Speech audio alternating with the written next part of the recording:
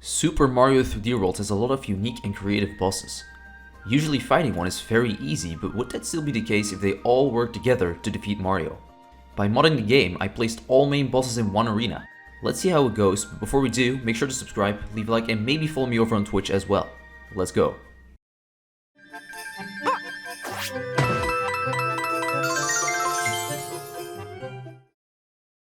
First of all, we need an arena, so I chose this one where you normally fight Motley Buzzblob for the second time in the game. This arena was quite spacious, so I thought it would be the best pick. Then I needed to add all main bosses to the arena, but that was easier said than done. The first boss I added to the arena was the giant lava rock, which is normally the main boss in World 4. Once I jumped on the lift and got down to the arena, the lava became visible. This is because I couldn't only copy and paste the boss itself, so instead I copied the entire arena. The camera of the lift also glitched out for some reason.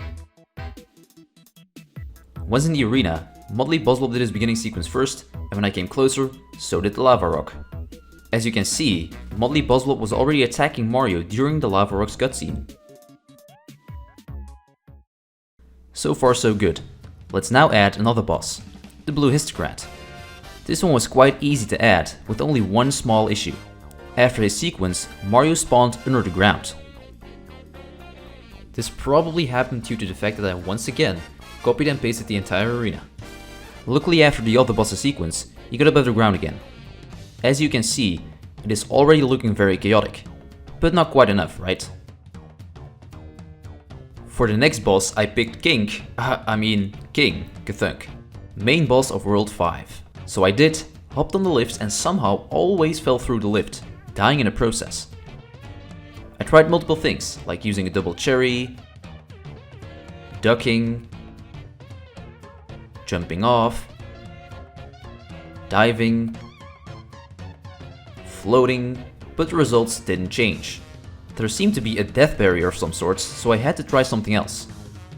I simply added in a warp box and avoided using the lift. This worked perfectly, well that is if you don't go back in the warp box. The beginning area of the level seems to disappear when getting to the arena. To fix this issue I just made it so that the warp box disappears when using it. After all of that testing, I was very happy not to die out of nowhere anymore, and that this cutscene actually worked. Let's finally go to the next boss. Then I added in Pom Pom. Her cutscene immediately started when jumping into the level, unlike all the other bosses so far. When that sequence ended, the game crashed. At first I couldn't figure out why, but then I realized that she teleports to places. I forgot to add that feature, so the game didn't know where to teleport her to, making the game crash. After fixing this, it worked. Of course, we cannot forget the Mad Lad, Boom Boom. Adding him was easy, and just like Pom Pom, his intro started playing before we entered the arena. Before we get into the fight, I want to clarify why I didn't add any other main bosses. Bowser in his car couldn't be added because that just wouldn't work in an arena like this. The pink Histocrat is pretty much the same as the blue one, and it was already chaotic enough, trust me. I also didn't add Meowser, because he was programmed to climb a tower, but that would obviously not work in the stage. With that being said, let's hop into the fight. I will just run you through the entire intro and fight itself. First Pom Pom and Boom Boom sequence started playing. After that, I jumped into the warp box and got an early hit on Boom Boom. King Koopa's intro started playing too. As I said before, the other bosses can already attack while another cutscene is being displayed. His cutscene somehow made Mario invisible or something. King Koopa was also stuck. Luckily I could skip the scene and move on. Then Motley Buzzblob's and Histocrat's cutscene started playing at the same time. All of this while Boom Boom, Pom Pom and King Koopa were already attacking Mario. For some reason, I had to walk a little bit further to trigger the Lava Rock's cutscene. Now the fight could actually start, and as you can see, it looks very chaotic. I died quite a lot of times. Sometimes even right after the last boss intro. Nice. But then I realized that the Histocrat spawns in cat bells and Buzzblob spawns in double cherries. So suddenly the fight didn't look that hard anymore. That meant killing those two first would be dumb. That's why I went for Pom Pom first. Her shurikens were very annoying at times. I had some close calls and clutch moments trying to kill her, but ultimately, she died. See you later, Pom Pom. Then I went for her brother Boom Boom. My first hit on him was with an epic jump dive. While trying to eliminate him, I also got a quick hit on Buzzblob already. I jumped on Boom Boom 2 more times and he went down. I guess the lad is not that mad anymore. When Boom Boom went down, I tried to go for the lava rock. I got my first hit on him here, but it was difficult to see because Boss Blob was in the way.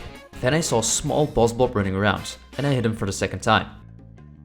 Then I hit the lava rock for the second time as well.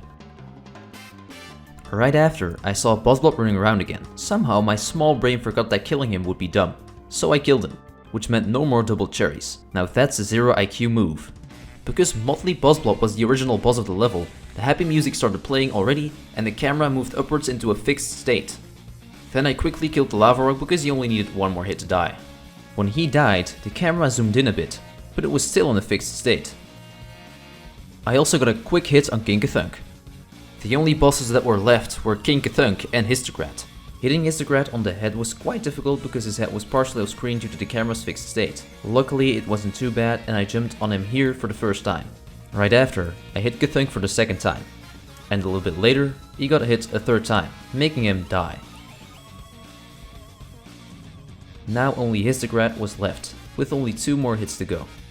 I was kinda scared by the timer at this moment as well, so I tried to kill him quickly. I gave him 2 pretty fast hits and he died. With little time left, we managed to defeat all bosses at once. The only thing that was left to do now was getting to that sweet flagpole. I jumped into the pipe, quickly got the timer, and ran to the flagpole.